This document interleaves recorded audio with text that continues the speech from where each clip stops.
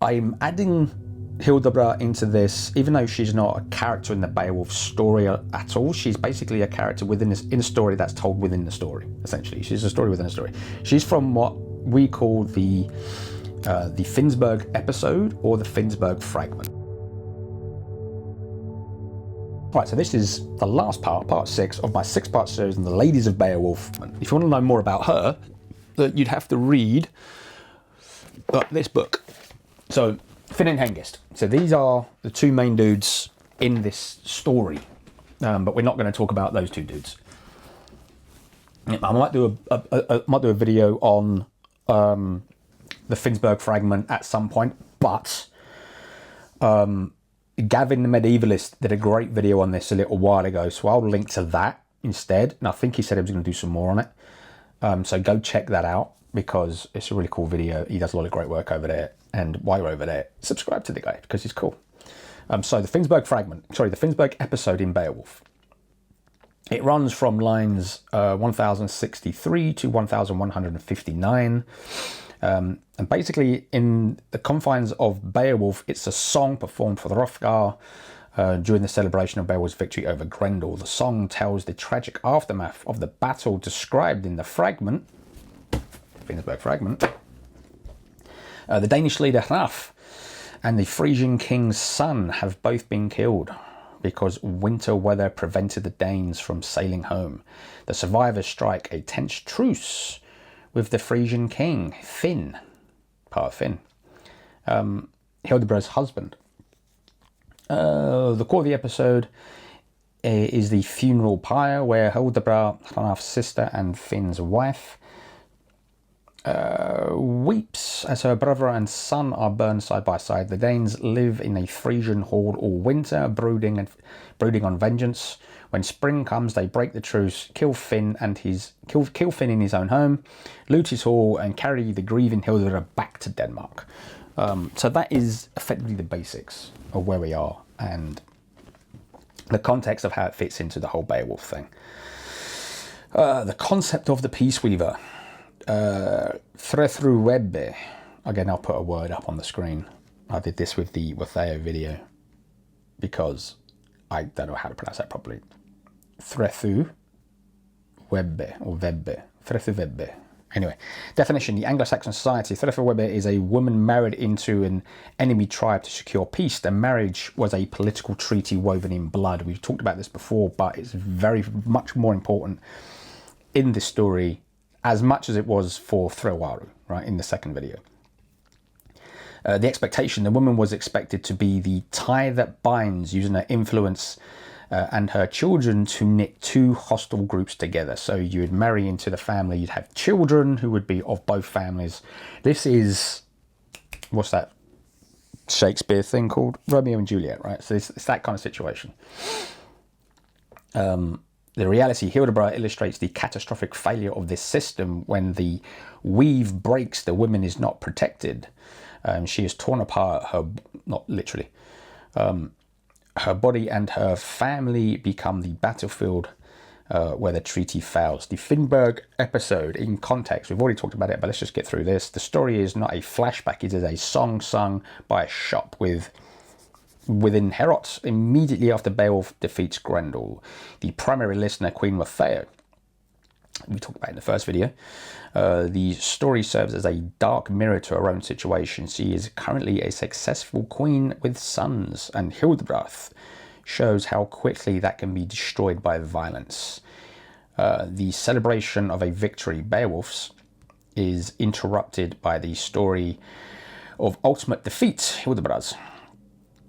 Reminding the audience that all glory in this world is temporary and haunted by doom. The double sorrow and the pyre, the conflict. The fight breaks out between visiting Danes, Hildeburh's brother Hraf, and the host Frisians, her husband Finn. They were basically going there to see her, essentially, if I remember correctly. The loss, Hildeburh loses her brother Hraf and her son in the same battle.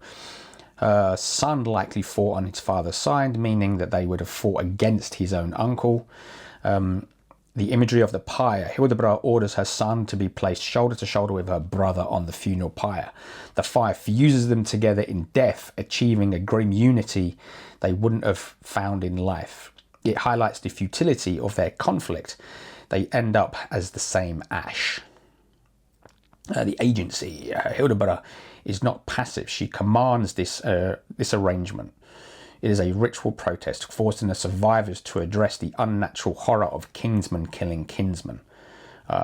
Yes, we shouldn't kill our family. We shouldn't kill anyone, but, you know, it was the old days and there was a lot of death and destruction because that's how society is made, I suppose.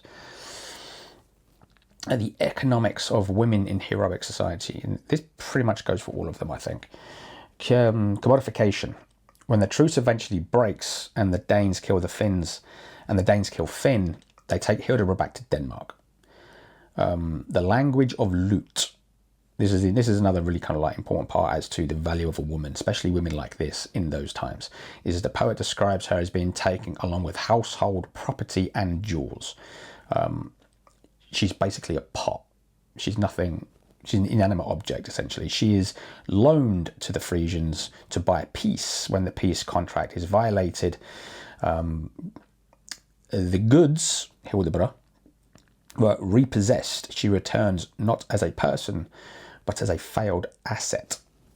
I mean, when you commodify human life like that, it's really easy to do whatever you want. When you've already decided that a person's life is worth less than a person's life. We have human rights now, right? They didn't have human rights back then. And they have decided that this individual, simply because she's female, and this is how it worked. This is the time. You might not like it, and you might want to change it, but it's history. You can't change it. It's immutable. That this is what life was like for women. Instead of trying to change it, you want to maybe try to learn about it so you can teach it to people so we don't make these mistakes again. The critique of the heroic code. The code of honor. The men in the story are driven by the need for vengeance and reputation. Love. Hildeburh represents the human cost of that system. Her grief is not weakness, it is a functional role. She acts as the witness to the tragedy, ensuring that the horror of the event is acknowledged, not just the glory of the fight. Again, it's that the consequences of your actions. Yes, you won a battle, but how about the other side? There's a really cool book. Where is it? What did I do with it? I might have put it away somewhere. I did. So basically it was written by a German soldier in the First World War, and it's almost like diary entries of his perspective. Can't wait to get to the front line. Literally just can't wait to get there. Can't wait to start fighting for his country, and he's all very proud and patriotic. And then his first day on the front lines, he starts wondering why the fuck we're doing this in the first place. It's like, what the fuck is this mess? He's seeing people, body parts being pulled past him, and he's genuinely horrified at what he's seeing. And how could society get to this point?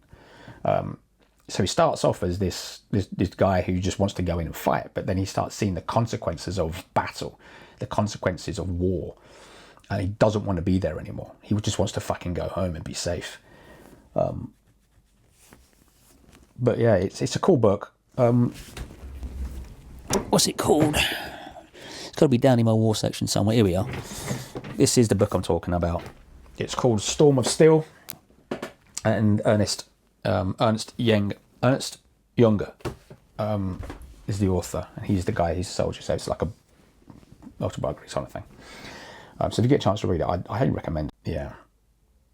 Incompatibility. The story proves that the heroic code, blood and vengeance, and the Peace Weaver's system, marriage alliance, are fundamentally incompatible. You cannot build a stable society on the foundations of perpetual revenge. You can't build a society where you put two groups of people together where one group wants to kill the other group for some slight in the past. Okay? Society cannot function that way. She did her duty, she followed the rules, and in the end, she was returned to her people like a piece of damaged luggage. The men in Beowulf believe that blood washes away shame, but Hildeburh is proof that blood just makes more blood. And that is the end of this entire series. 6 videos on the ladies of Beowulf. I hope you enjoyed it. I did get a little political in some of those episodes. I'm not going to apologise for that because it's just where we are right now. Common sense will hopefully prevail. We'll see. Yeah. I might just remove all that, cut it out. Didn't need to say it. Anyway, if you want to watch this entire series, I have a playlist in the description below as the people of Beowulf. That includes the 4-part series on the heroes of Beowulf, the men of Beowulf, and it includes a Grendel and Dragon video as well. And all of these videos will be added to that same playlist. So go check that playlist out, watch through the series, help the channel out. You can also help the channel out by either clicking on one of these 2 videos because the algorithm says you might like them. And don't forget to subscribe if you're not subscribed, like the video if you like the video, and I'll see you in the next one because I have no idea what that is yet.